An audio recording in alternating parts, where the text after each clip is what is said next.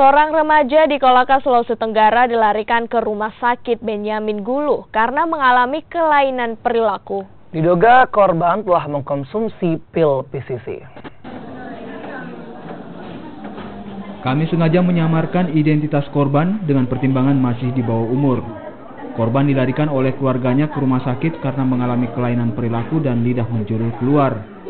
Korban juga sesekali berontak hingga petugas medis mengikat kedua kaki dan tangan untuk menghindari tindakan yang dapat membahayakan diri korban. Dari keterangan pihak keluarga, korban bersama rekannya menggelar pesta miras dengan mengkonsumsi obat terlarang. Melihat daripada gejala yang ditunjukkan, ini sama persis seperti apa yang terjadi di Kendari. Nah, kalau di Kendari berdasarkan hasil diagnosa adalah bahwa diduga dengan menggunakan atau penyalahgunaan daripada menggunakan obat PCC. Pihak BNN dan rumah sakit setempat belum dapat memastikan apakah korban telah mengkonsumsi pil PCC. Hingga kini, polisian masih mencari rekan korban yang ikut dalam pesta miras. Muzakir Aziz, Kompas TV, Kolaka, Sulawesi Tenggara.